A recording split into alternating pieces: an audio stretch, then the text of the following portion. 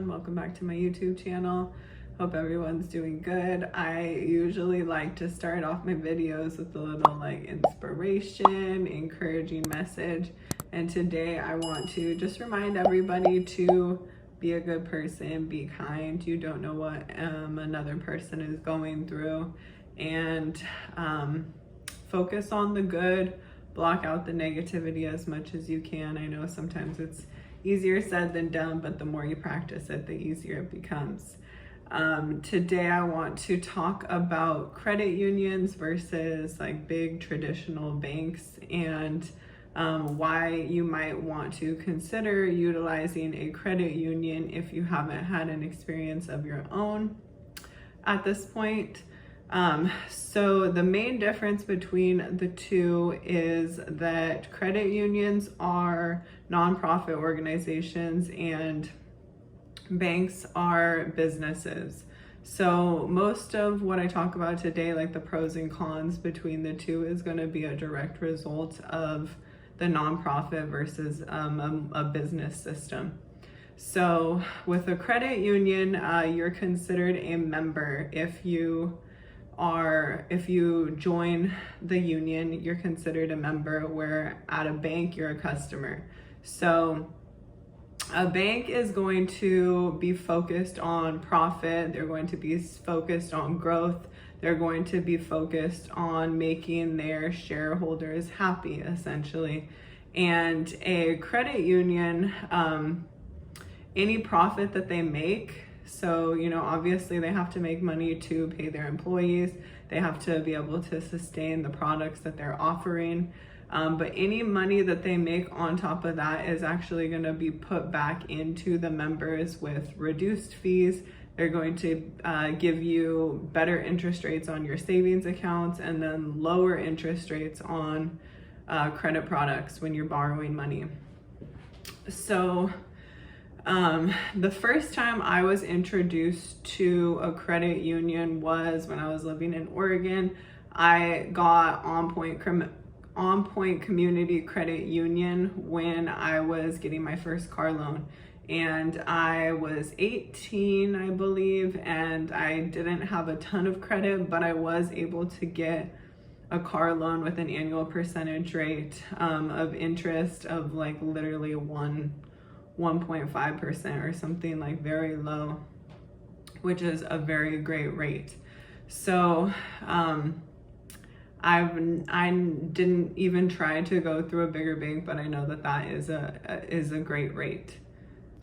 So oftentimes with big banks, you are going to feel like they are trying to sell you on some product, and oftentimes they are trying to sell you on a product, and that is because, again, they're focused on growth, they're focused on profit, and a lot of the times it can even seem like it's like predatory banking practices that's happening. I'm sure people have heard about what happened with Wells Fargo, where they were opening accounts for customers without their consent, and that's happened. I worked at Wells Fargo, and they were very adamant about, we had a sales quota that we had to meet, and sometimes I wouldn't even want to offer these products to customers because I didn't actually think that they needed it or it would benefit them, but I was told to offer the product. It's not up to me, I'm not the expert. And I could have a sense of like what was going on there. So with credit unions, that doesn't tend to happen. They are more for the members and just making things flow freely for you. And they're, because of these practices, they are going to be able to give you reduced fees on your accounts. With big banks like Bank of America, for a checking account, they are going to charge you a monthly fee of $12, which is nearly $150 a year.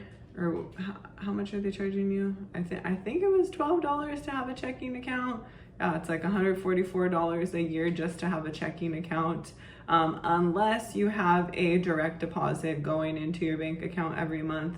And this is pretty standard for banks. They're going to charge you a fee if you don't either keep a certain amount of money in your account or have a direct deposit coming into your account. And the reason behind that is because they need to make money, and they need to ensure that you have money in your account so that they can actually lend your money out to other customers. That's, one of the ways that they make money.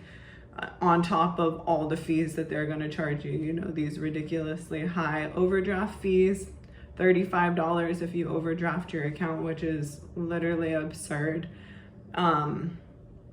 I would say that credit unions are probably going to be beneficial for, your lower income family or earner. They are also pretty generous with refunding fees. I even had an experience with my credit union where, if you go to 7-Eleven, they're going to charge you to use their ATM. They're going to charge you the ATM fee. And then they're also going to charge you a fee from your bank from using an ATM that is not with the bank itself. So my credit union didn't charge me a fee for using that, and without me even having to call in and request for a fee to be waived, they actually credited me back the fee that the ATM was charging for me to use the account, which that's very convenient for the customer or for the member, and that's just how they tend to work. Because again, any profits that they make are going back into their members. Credit unions do tend to be local, so usually you have to live in the same state to open a credit union. I couldn't go and open a credit union in Oregon now without actually living there, although I do still have my credit union account that I opened when I was 18 in Oregon. One of the cons I would say about credit unions is accessibility. So because they are localized, you're not gonna, especially if you're traveling international, having just a credit union is going to be hard for you to utilize your account, if you need to go to a bank and withdraw money, that sort of thing.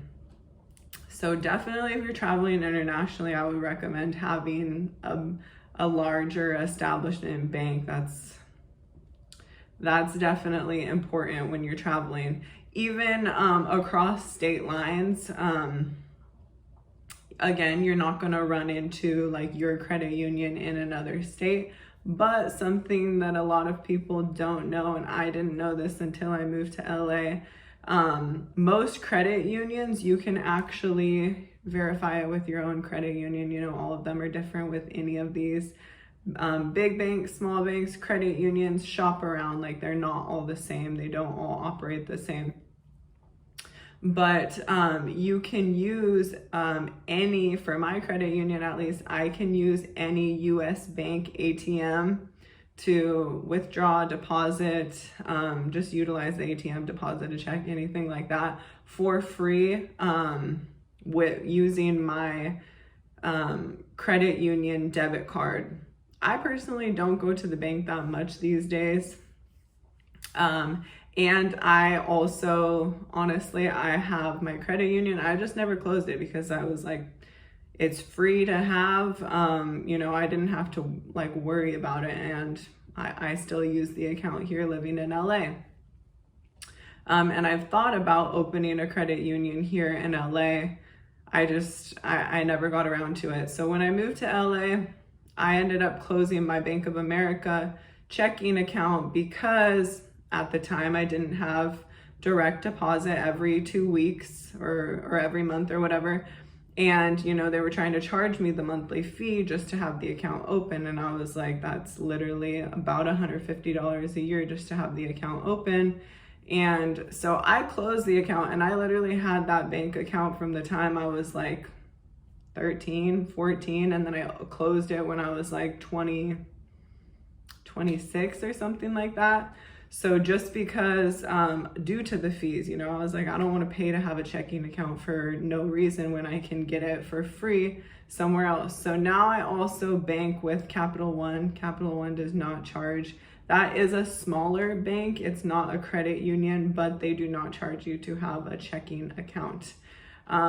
It's just something to consider. I think a lot of people don't know about credit unions as much, and especially when you compare it to a big bank, you know, they're going to offer, again, accessibility is the biggest con, I would say, between the two, which can be very significant depending on the person, but they offer the same things generally. You know, you're going to have a checking account, a savings account, credit cards, personal lines of credit, mortgages, auto loans. So it's good to shop around and to see, you know, where you can get the best rate, get the best interest rate on your savings account, get the best interest rates on especially your loans, your credit cards. Anytime you're borrowing money, you know, getting the lower rate is going to be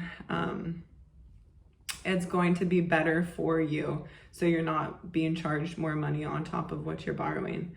So go look into some credit unions in the area, see if it might be beneficial for you. And again, I think it's going to, especially during these hard times, it's going to be better probably for, you know, your lower